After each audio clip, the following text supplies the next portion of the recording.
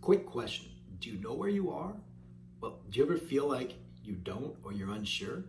What if your phone always knew where you were? That's today's what if question of the day. And depending on who you are in your relationship with technology and your phone, you may be responding anywhere from what to no duh, right? So today's what if question, what if your phone always knew where you were? We're going to dive a little deeper, not just into the technology that allows your phones to know this, but just hopefully we can dive deeper to understand what this means, both the good sides and the bad sides. And we have an activity that could lead from this question to understanding a little bit more, not just about the science and technology of your phone and how it knows where you are, but actually to create some art that can help you better understand who you are and who you are based on where you are. So what if you were never really alone? What if there was something non-human that always knew where you were? If you have a cell phone, it's probably always close by you, right? Well, maybe it hangs out in your pocket or your backpack or your bag. Well, what if your phone knew where you were and knew where it was? What if everyone's phone was like that? So what if not only your phone knew where you were because it knew where it was, but everybody's phone knew where its owner was and it was? You see, in some ways this could be and is really neat. You can have alerts that only come up based on your geolocation. Like if one of your favorite bands is going to play a show in your town, your phone could say, hey, you, go to this show, you're gonna love it. Or if a local ice cream shop was gonna offer a deal to whomever was within a few blocks of it, you'd be the first to know and you could get there to make sure that you got the special ice cream deal. In other ways, though, this can be and is really terrible. Think about it. Everything except for the physical laws that govern the universe can be hacked. That means a hacker, government, company, parent, brother, or sister could access your information and then know what you're doing and where you're doing it. Here's a bonus what if. What if your phone could predict where you go next? So not just what if your phone knew where you are, but what if your phone knew where you'll be going? Sound freaky? Well, they don't call them smartphones for nothing. The more data our computers and phone is really more of a computer than a phone at this point, right? But the more data our phones or computers collect about us, what we search, what we buy, what we watch, where we go, things like this, the better they're becoming at predicting what we'll do next. Wait, how does my phone know where I'm going to be? It doesn't have a brain, right? Well, we hear you. You're right. It doesn't have a brain, but it has something like a brain. You see, it's able to collect data on you, what you like to do and when you like to do it, and where you go for different things and with whom you hang out with. Think about it. Every time you use your phone, you're giving it a little bit of information about what kind of person you are. Via data mining, it can look through all of those pieces of information, find patterns, and then make predictions based on your patterns.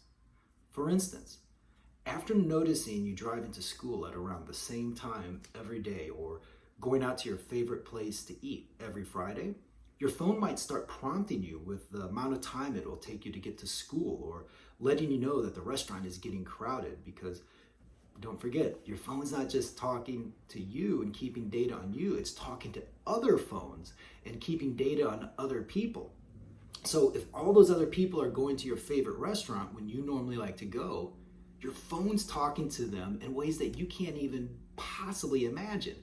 But good thing, because it gets that information for you so you don't have to call the restaurant or all the people ahead of time and lets you know, hey, the restaurant's getting crowded. And that's both helpful but could be a little frightening depending on how you look at it, right?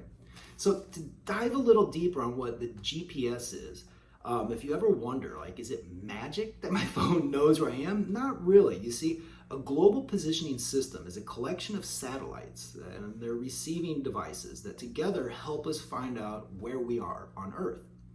It's important because it helps ships navigate water, planes navigate the skies, and farm equipment steer itself.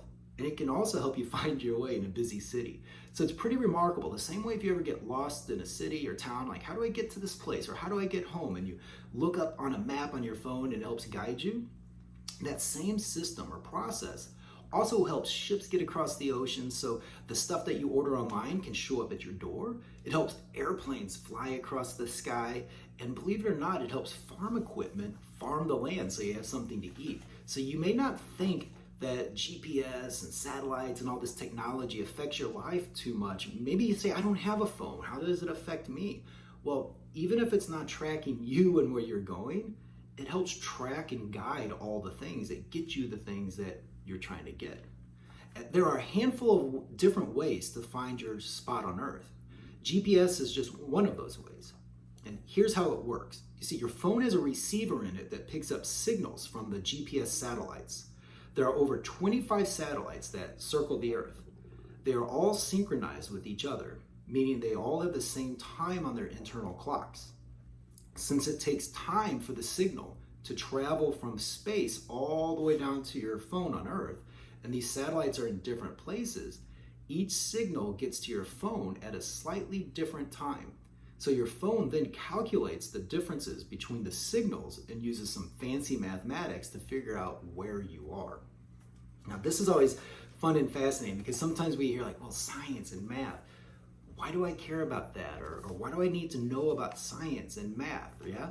Well, it's science and math, in this case, especially a whole lot of math, that helps us program the GPS and the satellites to help position and understand where we are on the planet. So if you ever want to geek out a little more about math, this might be one of the great ways to do it. And because it's not all science and math, right, we're going to have a little art here to share as well. So the activity is really fun. I'm going to say it's not intense in that it's a lot of hard work, but it can take all week. So the activity is to map your location. And what you need for this activity is to either print out, if you can get an aerial photo of your town or your community or your neighborhood, that's perfect. And if you could print out an image so you can see where your house is, your school is, and maybe where you go to work or your parents work or wherever, but all the different things are the places that you usually go during a week.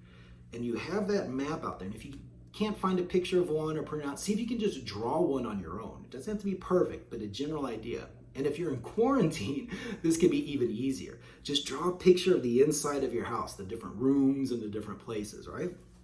So what you're going to do is for each day of the week, you're going to watch where you are every hour.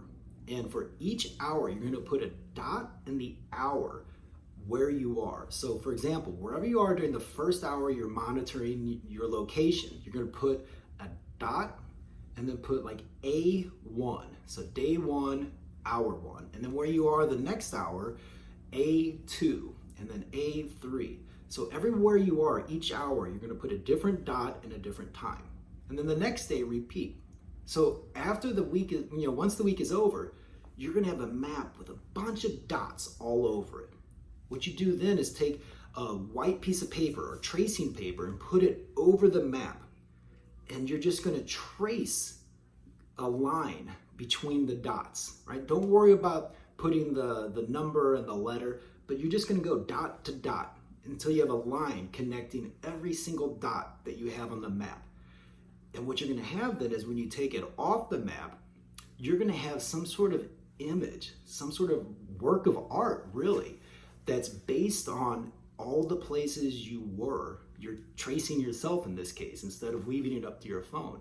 And there's a number of things that you can do with this. One is it'd be great if you could share this with somebody else. See if you can get someone in your family or a friend to do the same activity. And then at the end of the week, don't just tell people where you were, but show them the artwork of where you've been and see what the difference is. And don't just leave it at the lines that you draw. If you want to, you can fill in, you can color it, you can add to it, you can do whatever.